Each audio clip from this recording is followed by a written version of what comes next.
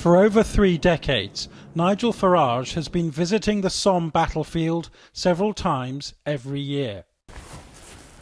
This morning it was over the top again, into the vast crater left by British mines, which blew up on the German front line when the battle began 100 years ago this Friday. So about 400 Germans were killed immediately when this went up. There has always been a whiff of cordite about Farage, the smell of danger. And today, the man who lit the touch paper to set off the biggest political explosion of modern times showed no hint of remorse. But you have put a massive great bomb beneath the British economy, possibly even British society, haven't you? There's no bomb beneath the economy. Let's get real. Nowhere else in the world do we pretend that we have to have political union in order to buy and sell goods and services from each other. It's complete and utter rubbish. It's an outdated model. It's not fit for the 21st century. So on the economics of it, I believe we can do far better. As far as society is concerned, well, perhaps there's been a bomb put under the Conservative and Labour parties, but quite right too. You know, they have both agreed we should be part of this. The British people have said we shouldn't be part of this. That's why you're now seeing political collateral damage. With over 19,000 British dead on July the 1st, 1916, this was Britain's most awful moment at war. Idealism perished here, as the historian A.J.P. Taylor put it. Last Friday's result certainly wasn't that. Even if to some, Farage is a loose cannon, a political general who has doomed today's youth. Your wife is German, your children are half German. Do they not say to you, you've taken away our right to live and work wherever we want in this continent? I mean, that's what people are saying in the UK, that they've been something has been taken away from them at the moment when you say the country has been taken back. Well, the country has been taken back. We can now make our own laws, have our own courts, control our own borders, and, crucially, choose our own friends globally to do special deals and trade deals with. I suspect quite a lot of young people right at the moment do think something's been taken from them. That's what they've been encouraged to believe. I think in time they'll think we've gained something. That's a gamble on a day when sterling plunged to its lowest level since Farage first came here in the 1980s. At the memorial to the Ulster Division, which won 4 Victoria Crosses on the Somme's first day. Hello. Good, nice to meet you. These Welsh workmen, preparing for thousands of visitors, tried to make light of the current turmoil. You voted to stay? You did, yeah. I don't like change. You don't like change? No. What if it's for the better? We had a bit of an interesting one, whereas my wife wanted to stay and I wanted to leave, so we counteracted each other and didn't bother voting. But Mr Farage says there will be no catastrophic job losses and no break-up of the UK either. But is losing Scotland a price worth paying for Brexit? Well, I don't think we will, and here's why. Is Nicola Sturgeon really going to hold a referendum against independence? Because that's what she'd be doing.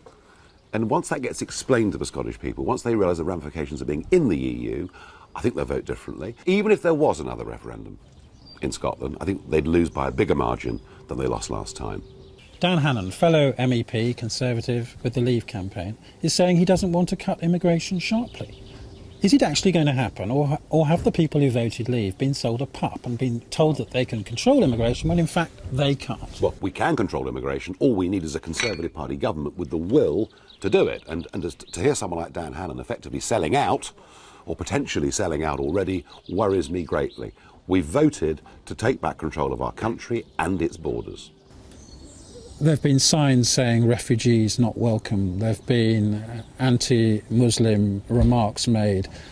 Are you going to condemn those? Because it's as if you have unleashed a deeply unpleasant strain of British society that sees the referendum result as the reason to come out and be proud of their views. Well, the real prejudice has been the prejudice that's been there for a decade or more against anybody that dares stand up against the establishment, anybody that dares to say we shouldn't be part of the European Union, and anybody that thinks we should even question immigration as an issue. But you do accept that there's something nasty in the woodshed that is coming out because of what happened last week. Racist remarks, Poles being berated, Muslims being verbally criticised.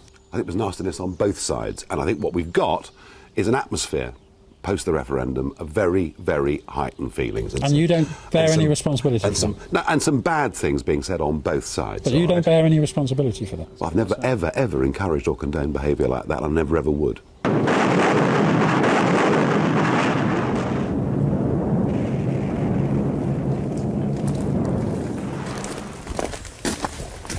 In the sombre quiet of these once raging battlefields, the UKIP leader is no longer singing like the escaped canary he was on Friday morning. Because it was chalk, it was very, very easy just to get all the leaves and old trees out and everything. It's not just because he's acknowledging the heroism of those who fought in these Somme trenches, once over 16 miles long. Or the 7,000 British soldiers buried here, where the boys from Sheffield fell. Nigel's worried he hasn't got his country back. He hasn't spoken to Boris Johnson or Michael Gove since the referendum, and he fears the next Prime Minister will fail to serve up a full British Brexit. I don't care who the next Conservative leader is, as long as it's somebody who will hold faith with that referendum result. And I think over the next week or two, we will see the names coming forward and we will see precisely... But is Boris Johnson your favourite candidate to be the next Prime Minister? Well, I think that Boris has a lot going for him in terms of public appeal, but perhaps some of the things he's been saying over the last 48 hours indicate there might be a slight softening of his position. What's he been saying that worries you? Just that there's no rush, which can be fine, but does he really want to deal with this free movement issue? I don't yet know the answer to that. I'm worried that's being used as a smokescreen to do a different kind of deal with the European Union that would keep us within free movement, and I'm pretty cautious about some of the motives of those who are saying we should take our time. It sounds as if you smell betrayal in the air, and that maybe over the 17 million people who vote leave won't get what you had in mind. I'm nervous. I'm more nervous than I was on Friday morning. I'm beginning to hear noises. I'm beginning to detect there may be some backsliding, and I do not find that acceptable. But it must be tempting for you to wrap up UKIP, rejoin the Conservative Party of your Thatcherite youth, and become Lord Farage of Biggin Hill, or whatever the title is. If I was to rejoin the Conservative Party, and then they did not carry out the wishes of 17.5 million people, I would have failed everybody. His respects paid here on this 100th anniversary. Nigel Farage is tonight back in Brussels, where he has worked as an MEP for 17 years. His job there apparently far safer than he would like. Jonathan Rugman, Channel 4 News, the Somme.